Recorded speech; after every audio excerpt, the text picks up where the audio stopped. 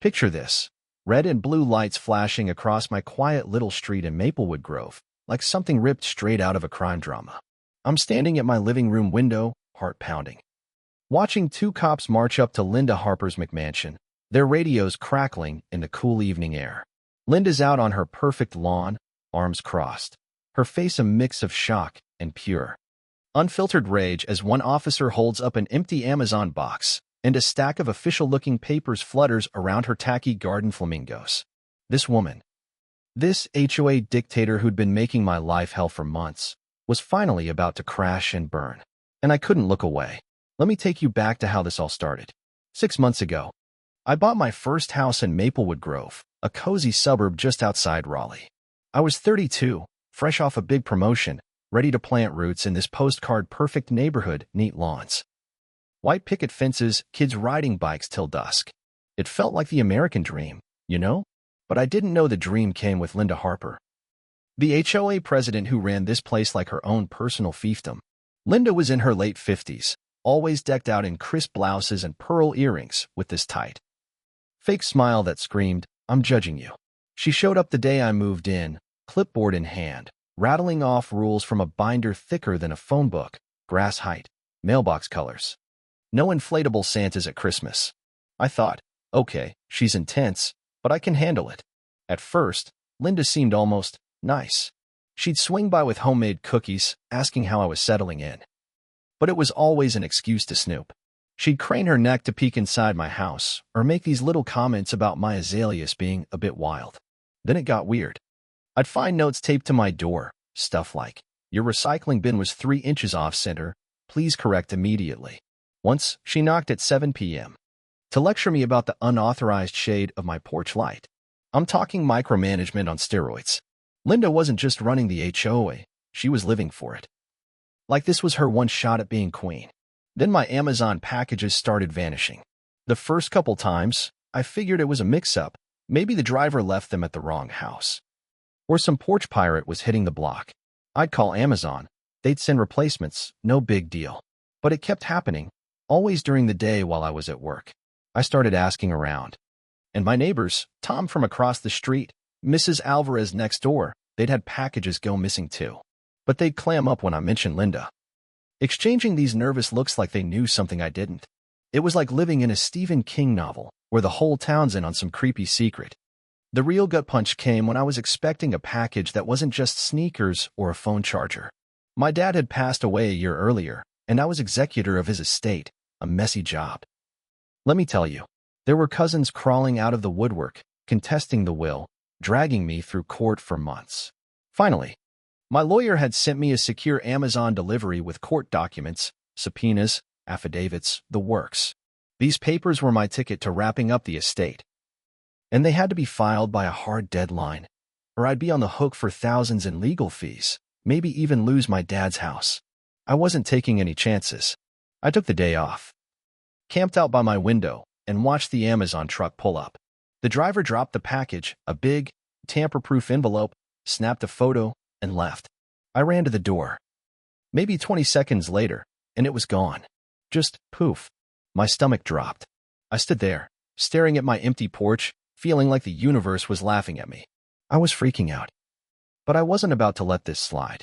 I called my lawyer, Greg, who was livid. He told me those documents weren't just important, they were protected under federal law. Stealing them wasn't petty theft, it was a felony. Greg said he'd send replacements, but we needed to figure out who was behind this. That's when the pieces started clicking. Mrs. Alvarez had mentioned seeing Linda poking around mailboxes at dawn, claiming she was monitoring compliance. Tom said he'd caught her taking photos of his garbage cans, saying they were unsightly. I started wondering, was Linda snatching my packages?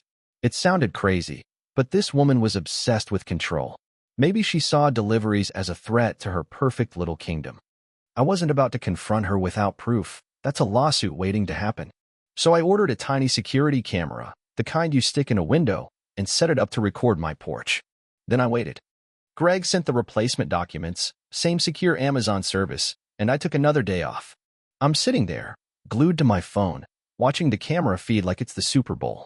Around 1 p.m., the Amazon truck rolls up. Driver drops the package, takes his photo, drives off. I'm holding my breath, half expecting nothing to happen, and then, there she is. Linda Harper. In her pressed khakis and sun hat, strolling down the sidewalk like she's on a Sunday walk. She glances around, real sneaky, like she's in a spy movie, then marches up my driveway, snatches the package, and tucks it under her arm. She's back at her house in under a minute. I'm shaking, not even mad yet, just shocked. I've got her on video, clear as day, stealing my stuff. I called 911, trying to keep my voice steady as I explained to the dispatcher that this wasn't just about a package. This was court documents, federal offense territory. 20 minutes later, 2 cops show up at my door. Officer Daniels, a no-nonsense guy with a buzz cut, and Officer Rivera, who looked like she'd seen every excuse in the book. I showed them the video, walked them through the whole saga, the missing packages, the court papers, Linda's HOA reign of terror. When I mentioned the documents, their faces got serious. Daniels said tampering with court-related mail could land someone in federal court, maybe even prison. They asked me to come with them to Linda's house to confront her and get my package back.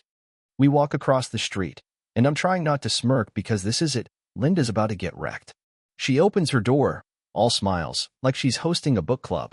Officers, is everything okay? I'm the HOA president, you know, always happy to help. Her voice is syrupy, but her eyes are darting between me and the cops. Rivera cuts her off, calm but firm. Ma'am, did you take a package from this man's porch today? Linda gasps, hand on her chest like she's auditioning for a soap opera. Me? Steal? Oh, heavens no. I'd never do such a thing. I'm here to protect this neighborhood. Daniels asks if they can look inside for the package. Linda hesitates, just a split second, but I catch it. She can't say no without looking guilty. So she lets us in, babbling about how this is all a misunderstanding, how she's been meaning to start a package watch program. We get to her kitchen, and there it is, my Amazon envelope, sitting on her counter next to a Keurig, like it's part of her decor. Linda freezes, then launches into this wild story. Oh, that? I found it blowing around in the street. There was a gust of wind. You see, and I brought it inside to keep it safe. I was going to tell him. I swear. Rivera's not having it. She pulls up the video on my phone, shows Linda the timestamp, her walking up, grabbing the package, no wind, no nothing, just straight up theft. Linda's face goes beet red, and she switches gears faster than a race car. As HOA president, I have the right to inspect deliveries. Some packages contain prohibited items, lawn ornaments, paint cans, things that violate our covenants. I was protecting property values. She's practically shouting now, waving her arms like she's giving a TED Talk. Daniel shuts her down, his voice low and steady. Ma'am, HOA rules don't override federal law. Stealing mail is a crime. Tampering with court documents? That's a whole other level. I can see the moment it hits her. The fake smile drops, her shoulders slump. She's trapped. But Linda's not done. She tries every trick in the book. First, she says she was protecting me from a scam, says she thought the package looked suspicious. Then she claims the HOA charter gives her implied authority over all neighborhood activities. When that doesn't work, she turns on me, pointing a manicured finger. He's lying about what's in that package. He's been a problem resident from day one, breaking rules, stirring up trouble. I'm standing there, trying not to laugh, because this woman is unraveling like a cheap sweater. By now, neighbors are starting to gather outside, drawn by the cop cars and Linda's yelling.